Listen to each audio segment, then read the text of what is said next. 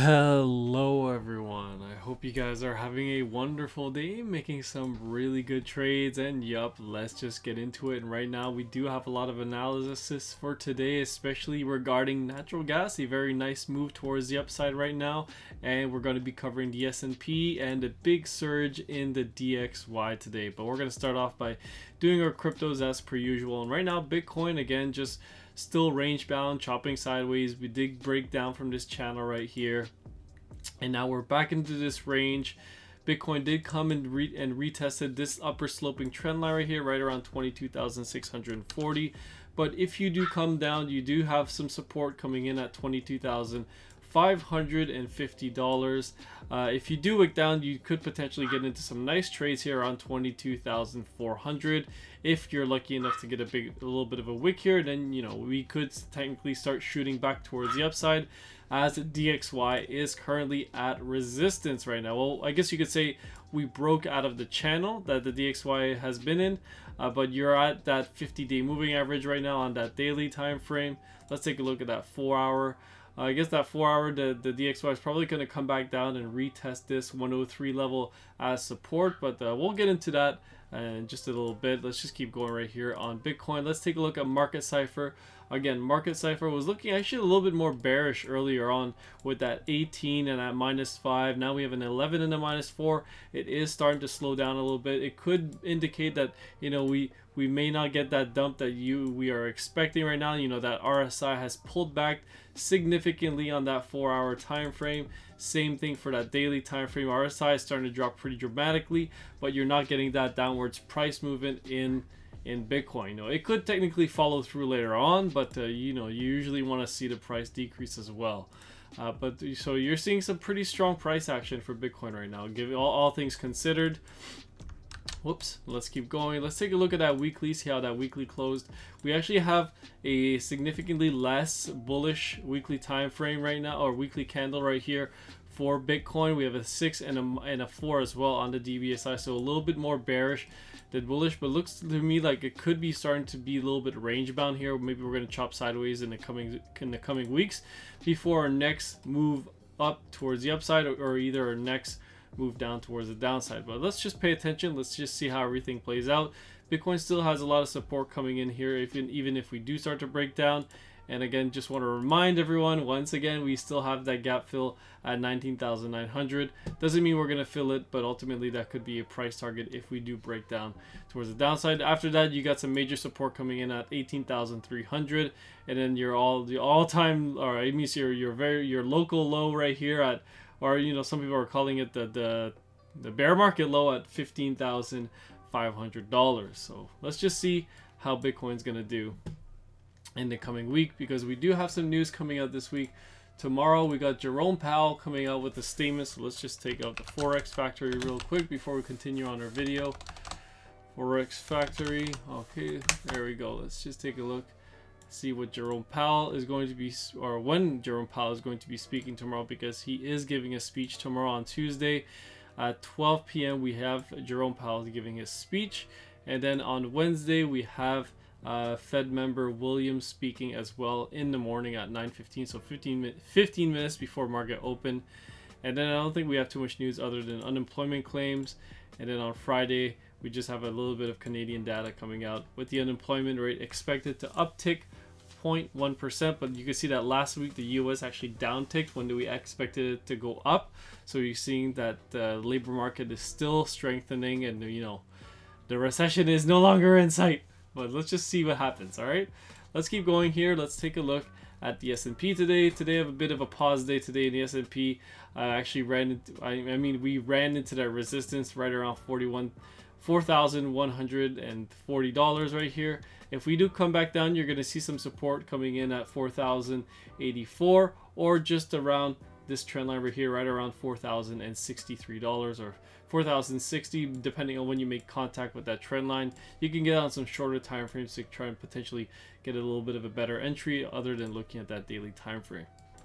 Let's take a look at some resistance targets for the S&P, which I have in mind right here, which would be 4,200, and then my max point of resistance for the S&P would be right around 4,300. I still expect that we could come back here and tag 4,200, potentially make a double top, but we're gonna have to see how everything plays out. We still have some earnings coming out, I believe tomorrow. Let me just take a look here really quickly. Tomorrow we have Royal Caribbean before market opens, stuff like that. A little bit of travel agencies. We have some energy companies as well. And then on Wednesday we got Uber, we got Under Armour, some smaller companies there. I think we passed the really major earnings that everyone was really worrying about. But yeah, we're gonna get some more information on how these companies are doing. It's also gonna reflect on how the economy is doing as well. But yeah, let's keep going here. Let's take a look at natural gas, because the long-awaited natural gas video, everyone's always very excited for natural gas now. I mean, it's probably the most, well, I don't actually think it's a very talked about asset right now, given even with this big downtrend. I don't see that many videos on YouTube about it. And right now we can see that natural gas got a very nice bounce today from the lows right around $2.40, or basically where it closed at $2.36 here. We opened up a little bit higher here. We came back down, retested it as support once again, and then we had a very nice update today. We went up from that previous close. We're up about almost 5% on the day. But what's really important right now is that we get some follow through in the coming days. In the rest of the week, we really want to see follow through, because now we just got our first green weekly candle. You can see how many weeks we've been going down in a row. So 1, 2, 3, 4, 5, 6, 7, 8 weeks in a row. You can see that weekly is actually just getting very oversold right now. Same thing for that daily time frame. We've just been in the gutter right now on that RSI. But eventually I think we will get an eventual bounce, and I would have my first target set right here, right around $3.50. And again, that is a very big move from where we are right now. That's almost a 40% pump from the lows, so that would be a very impressive move in natural gas as well. But some people have even higher price targets than me, which would be right around these highs, which is like right around like $5.10, $5.20. But in my opinion, I think you're going to come back and tag these lows first, maybe chop around sideways before you could get another leg up towards the upside, or a continuation pattern towards the downside. But I think ultimately you will be heading lower. In the coming year, you're probably going to go back down to $1.50, which is like the all-time lows right here, right around $1.55. So that I still expect natural gas to keep going down. But for the time being, very oversold asset, not a very looked at asset as well. So, and you were actually getting some very strong buying pressures. I don't know if I can share with you guys. Maybe I'll just pull it up quickly here on my on my charts here. Let me see if I can find some stuff for you guys really quickly. Just bear with me here. Even on today's close, I think we saw some very big volume being bought on Boyle and the UNG, which is the asset that you can use to leverage yourself up if you're trading this volatile asset. But let's just copy this and post it right here for you guys. Let's just take a look at it really quickly. So we can see that near the end of the day, where Boyle closed right around $6.27, which is the leverage ETF to buy natural gas. You can see that we saw some very impressive buying volume right around that close at the highs, which is usually not where you want to buy. You want to buy at the lows, but we're gonna have to see how this plays out, because this could be institutions starting to step in as well. And I think the last week as well, we also got a very big amount of buying coming in for UNG, which is the regular ETF to trade natural gas as well. I'm just covering this now because I don't think I covered it in previous videos, but you can see how much UNG is oversold as well. And we saw a massive volume of UNG being bought as well, some 20 times bigger than usual. So we'll just copy it and post it here for you guys quickly for you to take a look at. So you can see the UNG was being purchased. It was 20 times bigger, or 21 times bigger than your average shares bought. So that was one of the 3 largest trades of the day. So very, very big volume being bought right around $8.17. And you can see that right now it's already $8.49. So whoever bought that massive amount on the Friday close is already up a nice chunk of change. And we can take a look finally at some data that I've been doing my own research on. I'll just share here with you guys very quickly. Let me just pull up my Discord here. I think I'm gonna pull it up. There we go.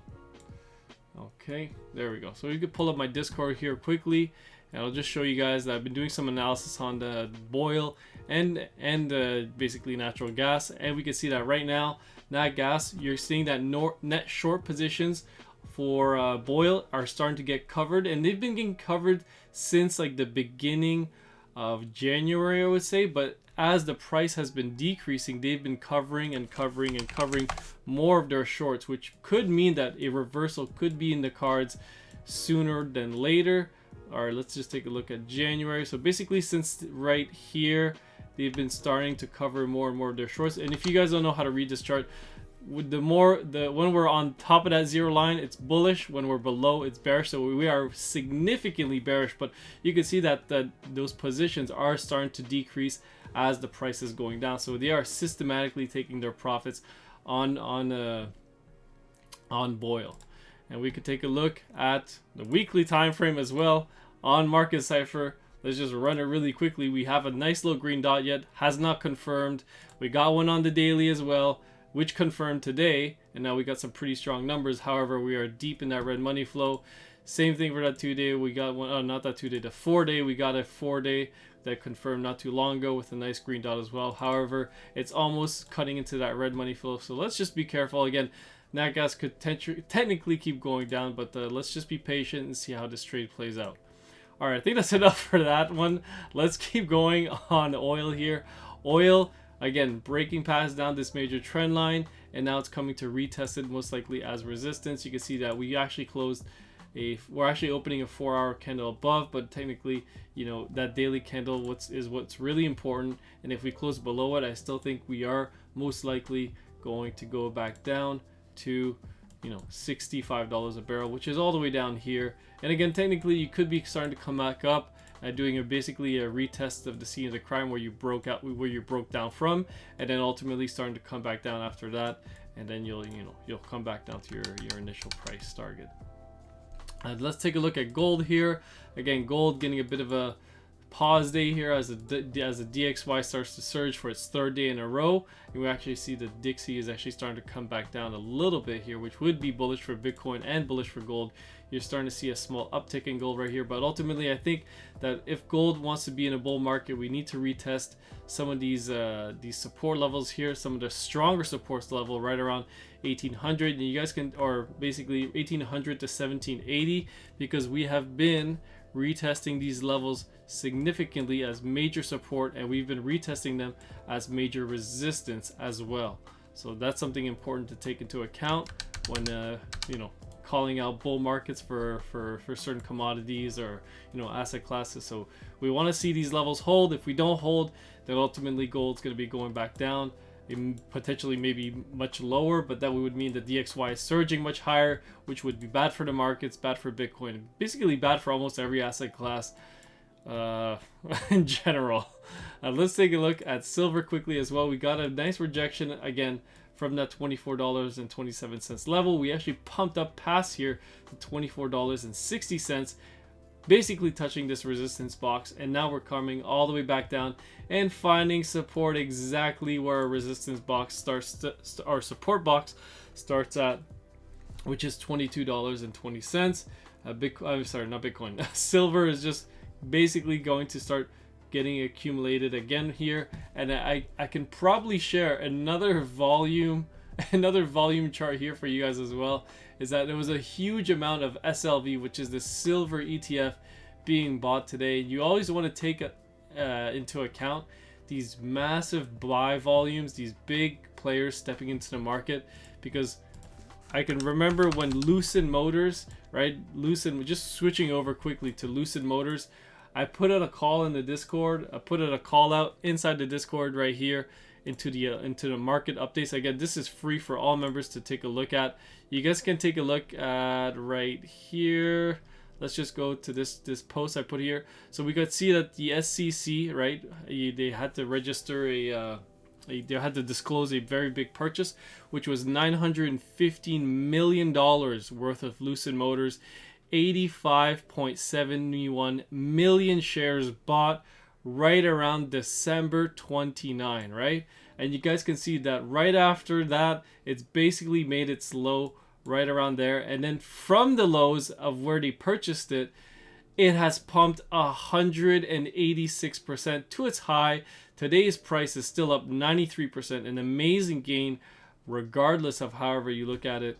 And again, it's just crazy to see those things being posted in markets. And sometimes, I would say, not just sometimes, but majority of the time, most people don't act on any of these indicators in the market, because they're also a very big leading indicator for traders to, you know, get a sense of what's going on, right? So if you see big whales accumulating at certain levels, that should give you a bit of an idea of what could be coming next. So I still think natural gas is going to get its wave 4 up right here, and let's just pull this up right here so we can see that from the low to the high we have our 1.618 retracement, which is really nice to see. We tagged it, we went below it, but we opened above it, and now we're still above it, but we want to see follow through. But yeah, we could be basically starting our wave 4. I don't expect us to potentially reach $4 necessarily, or $5 necessarily, which is these previous lows right here, but I would definitely put some targets right around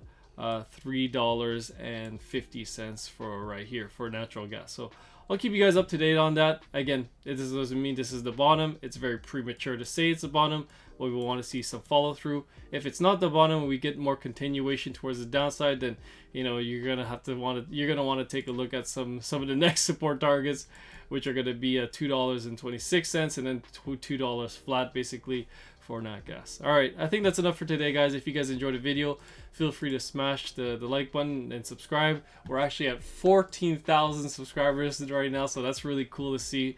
Nice to see that life coming back to the community. It was a bit dead when Bitcoin was, you know, trading sideways. Not too much to talk about when Bitcoin was basically in this area, just doing this right here.